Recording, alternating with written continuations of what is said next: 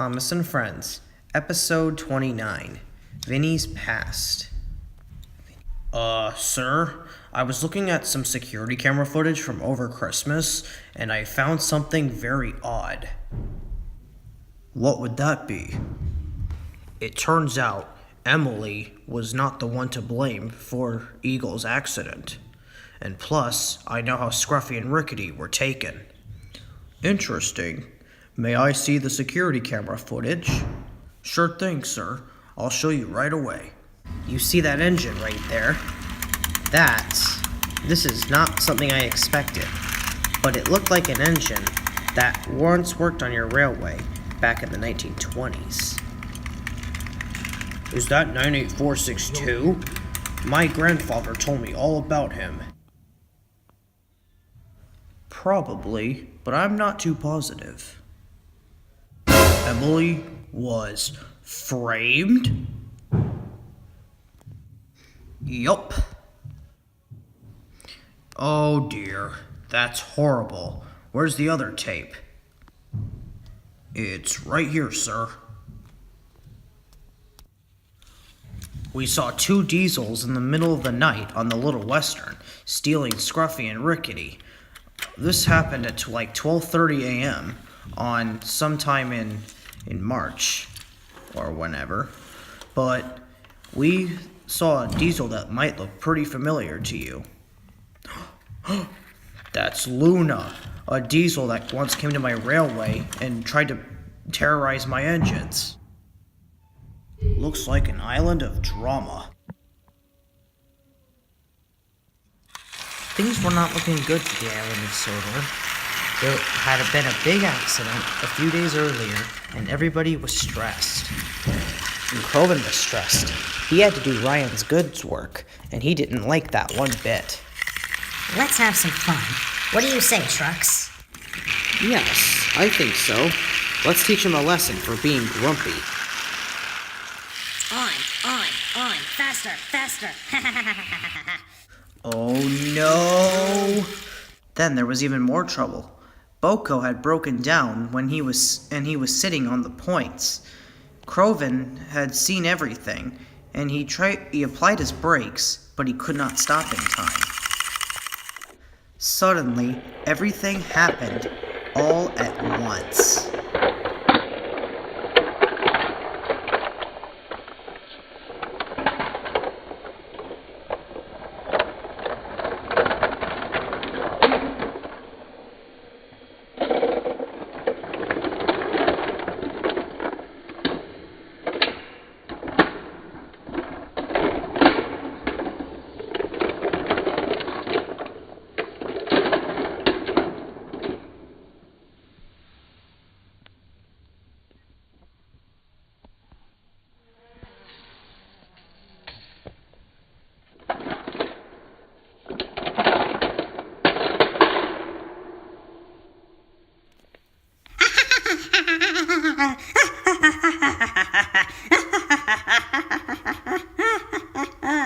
The trucks felt very pleased with themselves, and they were laughing hysterically.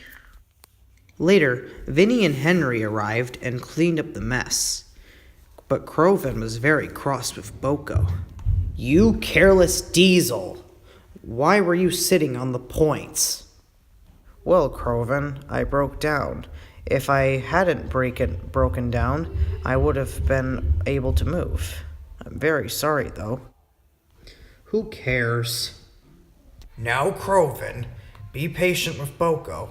He didn't mean to break down. It just happened. That's all. I had a pretty similar experience before I came to Sodor, too. Really? Would you mind telling us while we take these guys to the steamworks? Sure, why not? I suppose I could.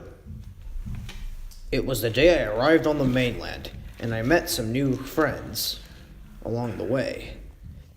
There were engines and trucks everywhere. I can remember some of the names, but not all of them.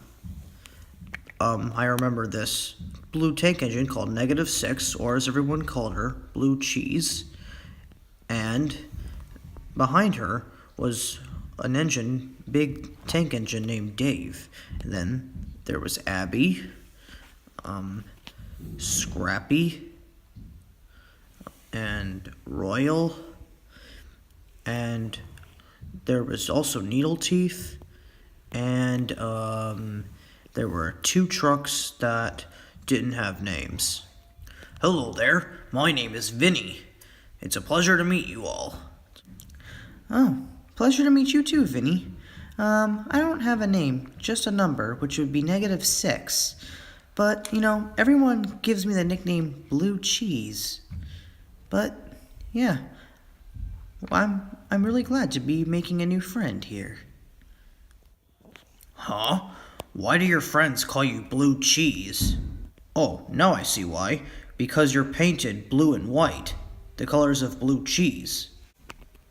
Oh, yeah, thank you for telling me that. Well, I guess I better be going now. I'll see you later, Blue Cheese. And with that, Vinnie puffed away. For the past few days, I pulled some trucks back and forth from one place to another, every single day. I even chatted with my new friends, Dave and Blue Cheese, who were seemingly pretty nice. Until one day, I came to collect some trucks, which apparently were, let me think.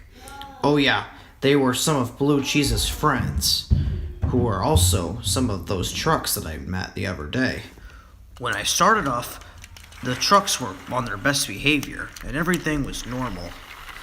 But Blue Cheese was watching everything. Apparently, she was actually one of the most manipulative steam engines I had ever met. Plus, she's one of the reasons I became a bully. Specifically, why I bullied the smaller engines. Wow, is that true? Yup, that's why I was mean to Philip at the Great Railway Show. Now, please let me continue. Like I said, the trucks were on their best behavior, but I did not know that something was up. Right, Blue Cheese wants us to crash Vinnie into a shed, so when we get there, we'll speed up. Everyone got it? Birthday cake? That sounds a bit extreme, don't you think? Really, Tip? Do you really have to say that all the time? Oh, sorry, birthday cake. Soon, the trucks revealed their true colors and pushed me really fast. There was a shed right in front of me. I applied my brakes, but it was too late, and I crashed right into the shed. The trucks pushed me right into the shed, and even worse, they even took the whole shed down. Then, even something strange happened. The trucks managed to pick themselves up. That was something that I had never seen before.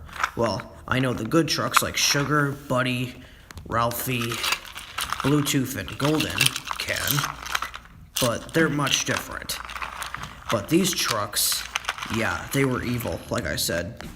Soon, some engines came to put me back on the rails, and I was in a lot of pain.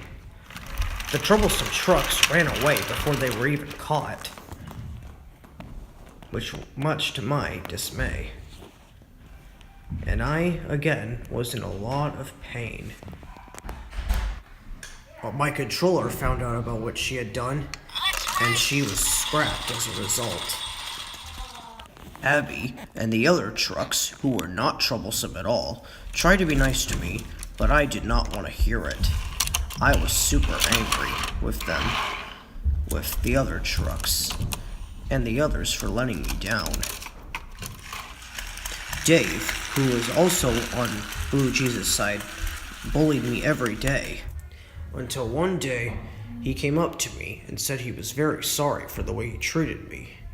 We had been great friends ever since that day. Although I was still mean to the little engines, I changed my ways after Nia arrived, and we have been great friends ever since. And also thanks to her, I changed my ways. Well, that was a great story. I'm glad you told us. Yeah, me too. I'm sure it was a great lesson to learn, too. It sure was. And the engines had conversations all the way into the afternoon.